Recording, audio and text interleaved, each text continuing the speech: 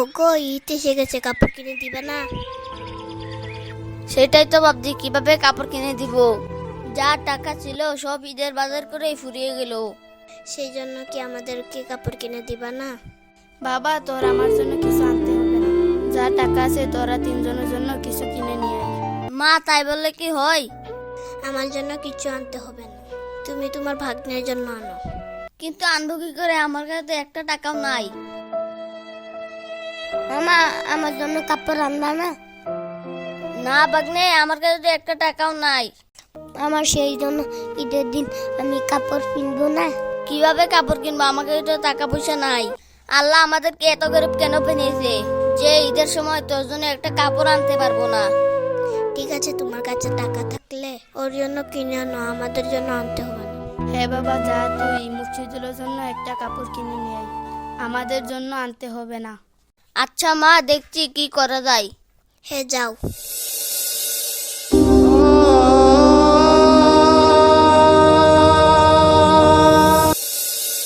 ভাই, ঈদের কাপড় নিয়ে নিয়েছিস?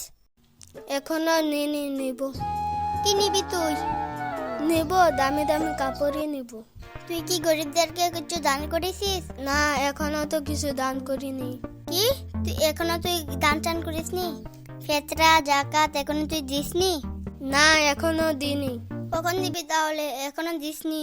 দিব কয়েকদিন পরে। ভাই, ওই দেখ, আমি শুনেছি ওরা অনেক গরিব। ভাই, এদিকে আসো। কি হয়েছে ভাই? ভাই, কোথায় যাচ্ছ? ভাই, জানি তো আমরা কিরকম গরিব। আমার মা, আমার বউ, আমার ভাগ্নের জন্য কাপড় কিনতে যাচ্ছি, কিন্তু আমার কাছে একটা টাকা পয়সা নাই। কিভাবে যে কাপড় কিনতে যাব সেটাই ভেবে যাচ্ছি। এখন যে আপনার কাছে টাকা নাই, কাপড় কি দিয়ে আনবেন? সেটাই তো আমি ভেবে পাচ্ছি না। কিন্তু আপনি কাপড় কেমনে আনবেন? সেটাই তো জানি না।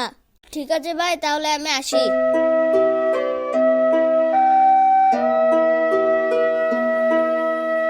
ভাই দেখেন, আপনার তো ফেতরা জাকাত কিছু দেননি, সেই জন্য আপনি এদেরকে কাপড় দিয়ে দিন।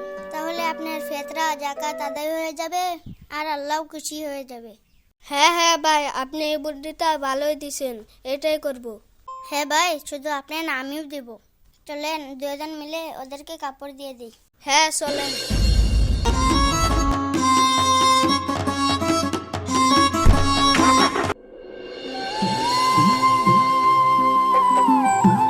ও মুস্তাফিজুর, ঈদের কাপড় কিনে এনেছিস?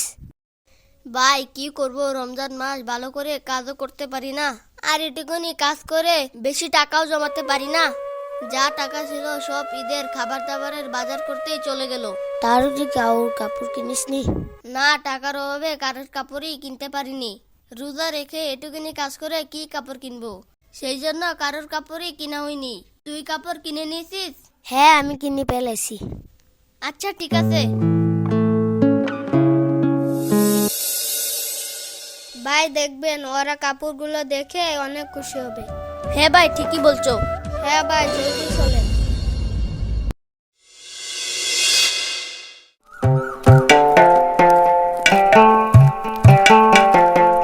ওগো, আমাদের জন্য কাপড় এনেছো? না গো, আমাকে ক্ষমা করে দাও, ঈদের কাপড় আনতে পারিনি।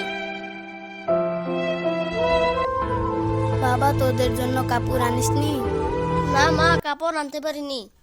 ঠিক আছে বাবা, আনতে পারিসনি যদি কি করব? কোনো ব্যাপার না, চলো ঘরে চলো। আল্লাহ যে আমাদেরকে এত গরিব কেন বানিয়েছে, চলো ঘরে চলো। চলো।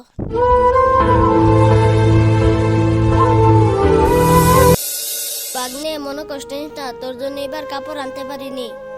মামা, কোনো ব্যাপার না, এবার আমার কাপড় লাগবে না।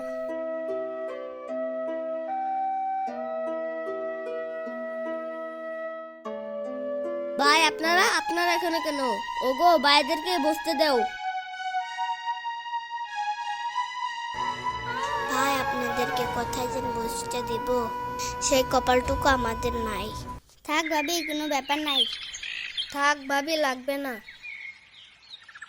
কিন্তু ভাই, আপনারা আমাদের এই গরিব বাড়িতে কেন এসেছেন? ভাই ঈদ তো আসে গেছে, আপনারা তো কাপড় চাপড় কিছুই নেননি, সেই জন্য আমরা দুজন আপনাদের জন্য কাপড় কিনে এনেছি। না ভাই না, আমাদের কাপড় লাগবে না। ভাই এসবের কি দরকার ছিল? ভাই দরকার ছিল। ভাবি দেখেন তো কাপড়গুলো পছন্দ হয়েছে নাই? ভাই দেখেন তো এগুলো আপনাদের পছন্দ হয়েছে নাকি? ভাই এটা দেখার কি কথা, আপনারা দিয়েছেন এটাই অনেক।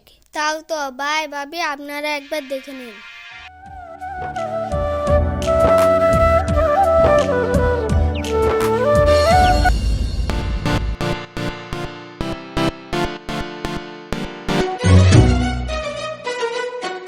ভাই কাপড়গুলো অনেক সুন্দর হয়েছে। হ্যাঁ ভাই সত্যি অনেক ভালো হয়েছে। বাবা এগুলোর জন্য অনেক অনেক ধন্যবাদ। হ্যাঁ আন্টি, আন্টি, কোনো কোনো ব্যাপার ব্যাপার না। না। এইগুলো দিয়ে আপনাদের ঈদ সুন্দরভাবে চলে যাবে। হ্যাঁ।